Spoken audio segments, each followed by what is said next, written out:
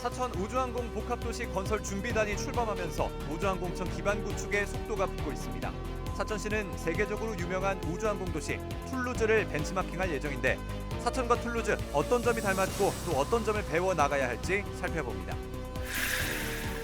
국내 차 산업을 주도하고 있는 하동군과 전남 보성군이 손을 맞잡았습니다. 경쟁보다 상생을 택한 두 지자체 간 시너지 효과가 기대됩니다. 사천시가 신년 읍면동 방문을 마무리했습니다.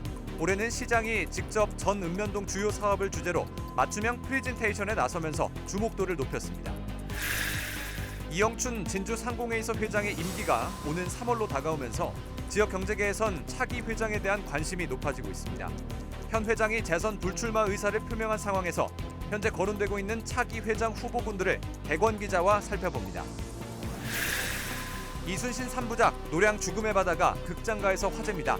영화의 배경이 된 남해 노량해협도 주목받고 있는데요. 조혜연 남해문화관광 해설사와 함께 노량해전에 얽힌 남해 지역사를 들여다봅니다.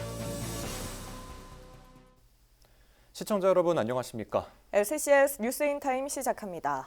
사천 우주항공 복합도시 건설 준비단이 출범하면서 우주항공청 기반 구축에 속도가 붙고 있습니다.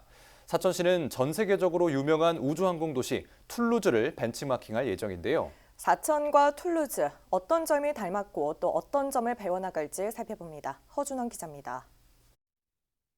프랑스 남부에 위치한 도시 툴루즈.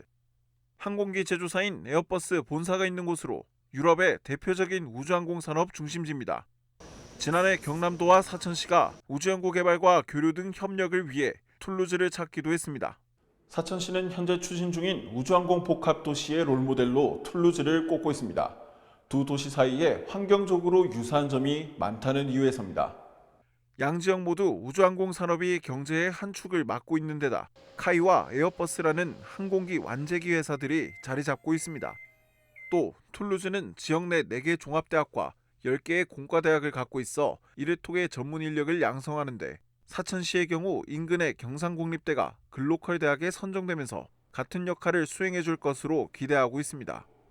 관건은 환경적으로 닮은 점들을 툴루즈만큼의 수준으로 끌어올리고 이를 뒷받침해 줄 인프라를 조성하는 겁니다. 여기에 사천시는 사천공항과 진삼선을 통한 광역교통망 확장을 추진하겠다는 계획입니다. 무엇보다도 우주항공 산업의 확장이 가장 중요한 것이 되겠고요. 그 다음에는 대학들과 연계한 인재 육성 프로그램을 확보하는 게 그다음으로 중요합니다. 그리고 이제 광역교통망을 확충하는 것이 중요하다고 저희들은 생각합니다. 사천시는 물론 우리나라의 백년대계인 우주항공청과 그 뿌리가 될 복합도시. 최근 건설준비단이 출범하면서 본격적으로 첫 발을 내디딘 만큼 선진 사례의 장점을 어떻게 잘 수용할지 지켜볼 부분입니다. SCS 허준원입니다.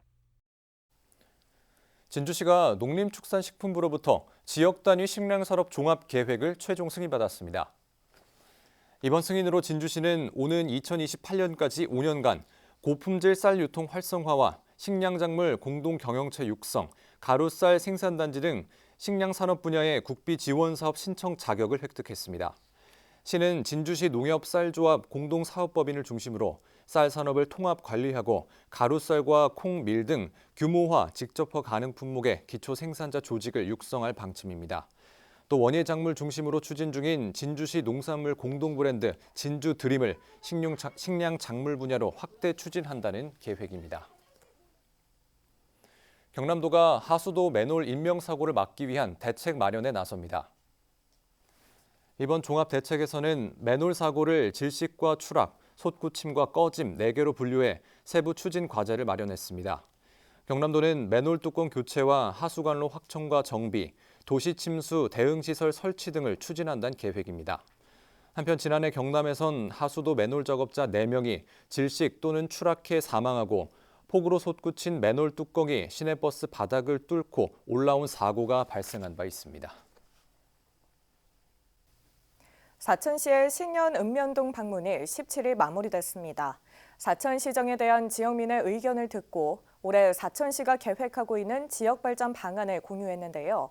올해는 시장이 직접 발표자로 나서면서 소통하는 시간을 가졌습니다. 보도에 김현준 기자입니다. 사천읍을 끝으로 7일간의 읍면동 순방을 마무리한 사천시. 14개 읍면동을 방문해 지난해 성과와 함께 올해 시정 운영 방향을 크게 7가지로 나눠 주민들에게 설명했는데 박동식 시장이 직접 전 읍면동에서 프레젠테이션을 선보여 그동안의 순방과 차이를 뒀습니다. 민간 자본 2,800원이 투입되는 신안관광지 리조트형 호텔 건립 사업이 올해 착수할 수 있도록 행정 지원에 최선을 다하겠습니다. 박 시장은 우주 항공 산업과 체류형 해양 관광 등 중점 추진 사업과 더불어 인구 감소 대응책과 경기 회복을 위한 지원책 등 경제 복지 사업 계획도 밝혔습니다. 순방한 읍면동 맞춤형으로 관련 사업을 중점적으로 다루면서 주목도를 높였습니다. 3첫 생태하천 보건 사업을 추진하고 대교공과 각산 사거리 간 도시 계획도를 개선을 하겠습니다. 또한 대방구랑 도시 재생 사업을 연내 마무리하고 민선 8기 사천시정에 대한 시민들의 즉석 질의응답도 진행됐습니다. 지역 수건 사업에 대한 궁금증과 불편사항 해소를 위한 건의사항 등 다양한 의견이 제시됐습니다. 시장님들 순방 때마다 제가 건의를 드린 결과 그 주변에 있던 건물들을 보상하고 철거한 지도 벌써 5년이 지났는데 지금 해결되지 않는 게 왜 안 되는지. 우리 지역에는 전통시장과 하루회센터가 있는데 주차난이 상당히 지금 어렵습니다. 그래가지고 그 빈집들을 어느 정도 정리하고 주차난을 연계시키면은 좀 도움이 되지 않을까. 사천시는 이번 순방에서 나온 의견을 부서별로 검토한 후 시정 반영 여부를 다시 공유할 계획입니다. SCS 김현준입니다. 진주시가 올해 노인 일자리와 사회활동 지원 사업을 역대 최대 규모로 추진합니다. 진주시는 고령화로 증가하는 노인 일자리 수요에 대비하기 위해 올해 총 사업비 263억 원을 투입해 지난해 대비 835명 증가한 6,544명에게 일자리를 제공한다고 밝혔습니다.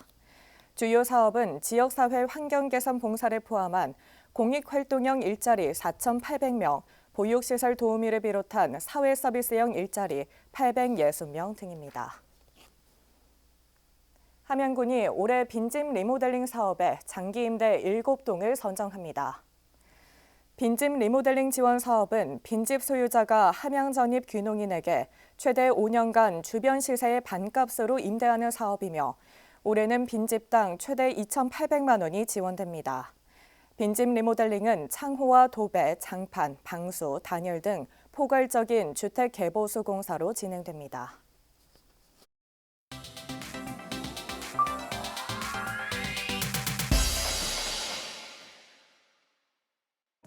하얀 새 무리가 무리를 떠다닙니다.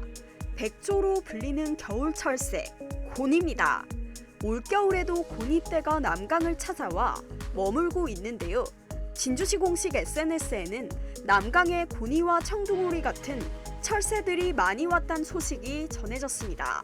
게시물을 본 누리꾼들은 강변 산책하면서 종종 보고 있다는 목격담을 남겼는데요.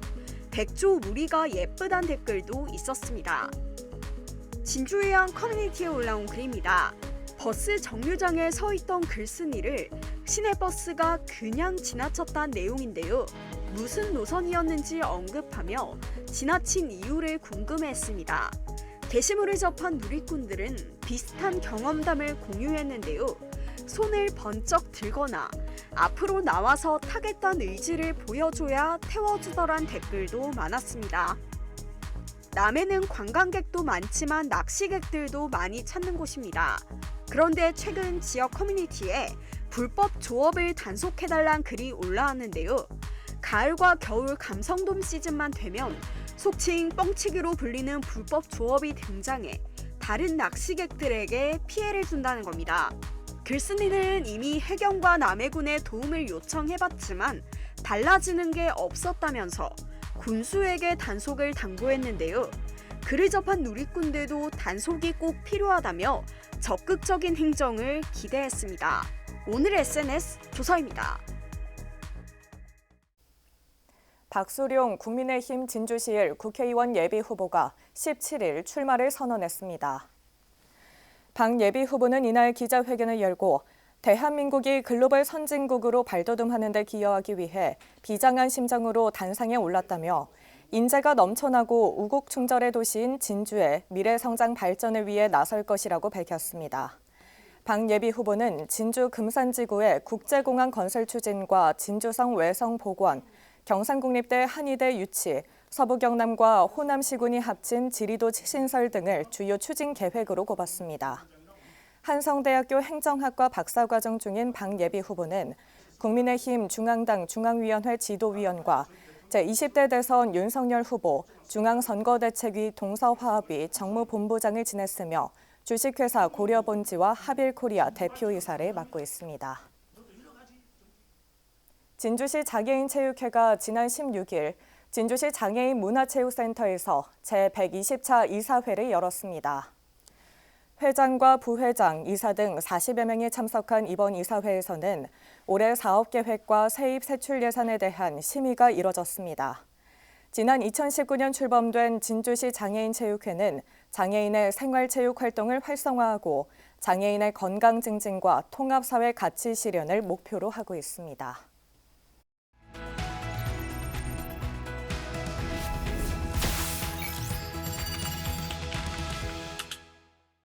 진주와 산청, 의령 지역 상공업계 컨트롤타워 역할을 하는 경제단체, 바로 진주 상공회의소인데요. 현직 회장의 임기가 끝나감에 따라 차기 회장직에 관심이 쏠리고 있습니다. 부산일보 김윤우 기자가 취재했습니다. 김윤우 기자. 네, 안녕하세요. 네, 현직 회장인 이영춘 회장의 임기가 오는 3월까지로 얼마 남지 않은 상황인데요. 그런데 상임 회장의 경우 연임이 가능한 것으로 알고 있는데 현재 이영춘 회장의 뜻은 어떻습니까? 네, 지역 상공인들에 따르면 현 24대 이영춘 회장은 임기 3년을 마치고 차기 상공회의소 회장에는 불출마하겠다는 의사를 밝힌 것으로 알려졌습니다. 실제 이 회장은 임기 중 주변 사람들에게 연임은 없을 것이란 말을 자주 해왔는데요. 3년 동안 본인의 역할을 충실히 이행하면서 미련을 남기지 않았다는 점 등 여러 가지 이유가 있지만 무엇보다 연임을 위해 또다시 선거를 치르기 싫다는 게 주요 이유로 작용했습니다. 그러니까 선거로 인해 상공인들이 분열되지 않고 추대로 후임을 뽑길 바라는 마음이 컸던 것 같습니다. 네, 그렇다면 후임 회장에는 누가 물망에 오르고 있습니까? 네, 현재까지는 2명이 자천타천 거론되고 있습니다. 허성두 진양화학 주식회사 대표이사와 박만혁 주식회사 금강 회장인데요. 허 대표는 국제라이온스 355 이지구 총재를 지냈으며 현 24대 진주상위 상임의원으로 활동 중입니다. 또 방 회장은 진주시 자원봉사단체 협의회 회장을 지냈으며 현 24대 진주상위 부회장을 맡고 있습니다. 네, 이렇게 되면 추대가 아닌 선거가 치러져야 할 것 같은데요. 어떻습니까? 네, 아직까지는 확실치 않습니다. 조금 전 언급한 대로 현 이영춘 회장이 연임을 포기한 것도 경선보다는 추대를 원했기 때문인데요. 실제 이 회장은 임기가 끝날 때 전임과 후임 상위 회장이 한꺼번에 이취임식을 하는 게 꿈이라는 말을 하기도 했습니다. 분위기상 추대 가능성이 남아있는 거죠. 실제 진주 상공회의소 회장 선거는 지금까지 대부분 추대 형식으로 치러져 왔습니다. 정관에는 회장을 포함한 임원은 의원총회에서 호선, 즉 투표를 통해 대표자를 뽑도록 돼 있지만 상위 회장단이 단일 후보를 추대하는 관행 탓에 실제로는 추대 형식이 주를 이뤄왔습니다. 실제 19대와 21대, 23대, 24대를 빼면 모두 추대 형식이었는데요. 치열한 상위 회장 경선 과정을 거치면서 지역 상공인들 사이에서도 서로 지지층이 달라 두 갈래로 나눠지면서 지역 경제계가 양분되는 양상을 보이기도 했습니다. 때문에 추대로 가자는 여론이 강한 게 사실입니다. 네, 김윤우 기자 잘 들었습니다. 네, 감사합니다. 네, 아무쪼록 적임자가 뽑혀서 지역 상공업 발전과 경쟁력 강화에 힘을 보태주길 바라보겠습니다. 서부경남 GP직이었습니다.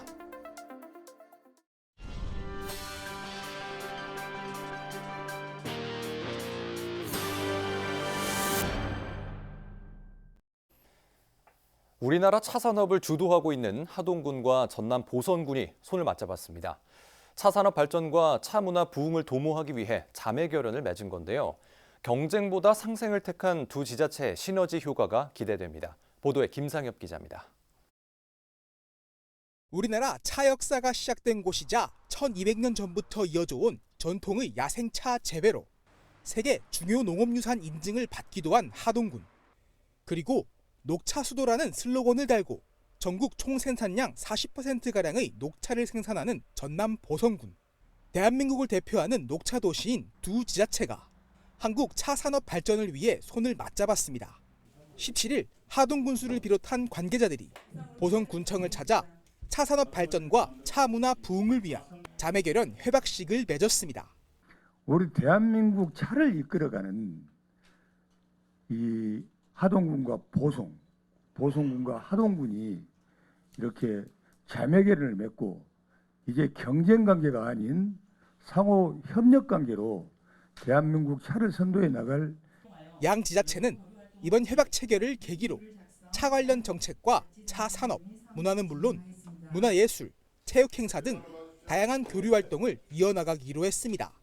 오늘 협약식을 계기로 해서 양 지자체 간의 문화, 예술, 체육 교류 등으로 교류를 확대해 나간다면 영원한 화합을 위한 큰 역사적 의미도 있다고 생각을 합니다. 지자체뿐만 아니라 의회와 차 생산 농가에서도 활발한 교류 활동을 약속했습니다.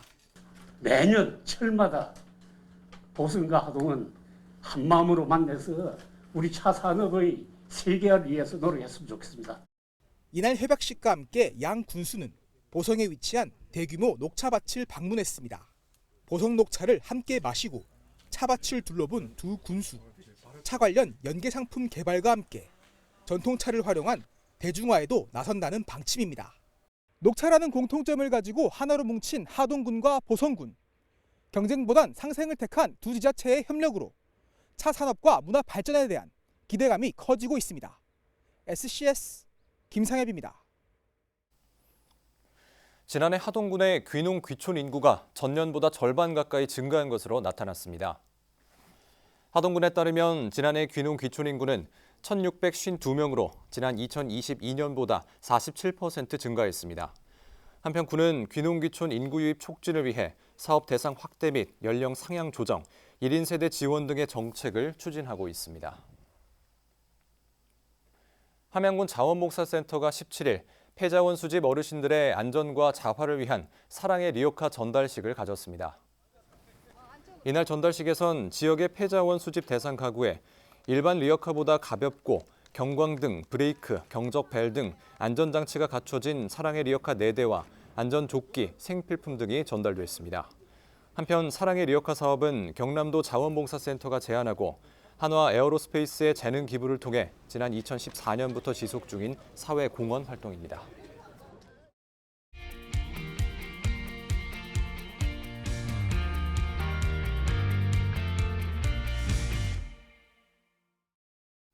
김한민 감독의 이순신 3부작 노량 죽음의 바다가 극장가에서 흥행몰이를 하고 있습니다. 영화는 남해 노량 해협을 배경으로 펼쳐졌던 이순신 장군의 마지막 전투 노량해전을 다루고 있는데요. 조혜연 남해군 문화관광해설사와 함께 노량해전과 남해 이야기에 대해 자세히 나눠보도록 하겠습니다. 해설사님 안녕하십니까? 예, 안녕하세요. 예, 영화가 인기를 끌면서 이 영화의 배경을 직접 보기 위해 남해를 찾는 분들이 꽤 많아졌을 것 같은데 어떻습니까? 네, 맞습니다.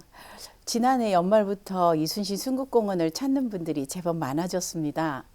이순신 장군께서 순국하신 현장을 직접 방문하고 영화의 감동을 느껴보고자 찾아왔다고 합니다. 예. 그리고 일본군이 총탄에 맞아 돌아가신 장소가 어디쯤인지 궁금해하면서 장군의 구국정신을 새삼 기리고 또 남해가 호국의 고장임을 각인시키고 있습니다.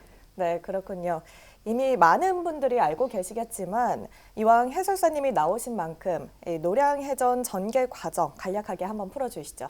네, 노량해전은 토요토미 히데요시가 사망하면서 조선에서 철군하라는 명령에서 시작됩니다. 네, 하지만 이순신 장군은 노량 해협을 통과해 오고 있는 일본 수군을 아무도 살려주지 않고 몰살시키기 위해 관음포만을 이용하려는 전략을 세웁니다. 네. 만조를 시작으로 몇 시간의 치열한 전투 끝에 관음포로 쫓겨난 일본 수군의 함선은 바닷물이 서서히 빠지면서 갯벌에 내려앉습니다. 이순신 장군은 원수를 섬멸하기 위해 직접 전투의 선봉에 섰다가 동이틀 무렵 왼쪽 겨드랑이 쪽에 총탄을 맞아 전사하였습니다. 지금 전쟁이 급하니 내가 죽었다는 말을 삼가라. 그 마지막 한마디와 함께 조명연합군은 일본 수군을 격퇴시키고 승리를 하였습니다. 네, 이렇게 쭉 설명으로만 들어도 정말 대단한 전투였다라는 생각이 드는데요. 그렇다면 노량해전은 어떤 의미를 가지는 전투였다라고 평가할 수 있을까요? 노량해전은 일본이 다시는 재침하지 못하도록 하겠다는 미래를 바라본 장군의 의지가 담긴 죽음까지 불사한 전투라고 생각합니다. 예. 이순신 장군은 차제에 일본에게 너희들에게 절대 지지 않고 우리는 이 나라를 지킬 수 있다는 조선인의 강력한 의지를 보여주어 평화를 지키려는 의미를 지닌 전투라고 생각합니다. 네, 알겠습니다. 지역 내 이순신 장군과 노량해전의 흔적을 직접 살펴볼 수 있는 곳이 있다면 설명해 주시죠. 네, 우리 남해에는 노량해전에서의 치열한 전투지입니다. 그리고 통제사 이순신 장군이 순국하신 장소입니다. 그곳에 이순신 순국공원이 있습니다. 예. 이곳에는 사적지인 남해 관음포 이충무공 유적지가 있습니다. 이곳에는 이충무공 비와 격전지를 한눈에 바라볼 수 있는 천망대가 있습니다. 그리고 이순신 영상관이 있습니다. 호국 광장에 펼쳐진 3,800개의 도자기 타일에 그려진 노량해전도의 벽화와 이순신 장군께서 총탄에 맞고 왼쪽 가슴을 움켜쥐고 독전하고자 하는 모습을 동상으로 만날 수 있습니다. 네. 이 모두를 이순신 순국공원에서는 문화관광 해설사에게 생생한 해설을 들을 수 있으며 그 의미를 가슴 깊이 새길 수 있을 것입니다. 네. 뿐만 아니라 자리를 옮겨서 남해대교 있는 노량포구에서는 이순신 장군의 유해를 초빈한 곳인 남해충혈사가 있으며 거북선과 또 남해대교 유람선에서 운영하는 충무공 해상 투어를 이용하여 바다로 나아가 노량해전의 격전지도 볼 수 있습니다. 많은 국민들이 남해군에 오셔서 이순신 장군의 정신을 배우며 영화 노량 죽음이 바다의 배경이 된 장소에서 더 깊은 감동을 느끼고 가시면 좋을 것 같습니다. 예, 말씀 잘 들었습니다. 노량해전을 다룬 영화로 다시 한번 남해가 주목을 받고 있는데요. 이순신 장군의 위대함과 또 노량해전이 갖는 의미를 보다 많은 사람들이 알게 됐으면 하는 바람입니다. 오늘 출연 감사합니다. 네, 감사합니다.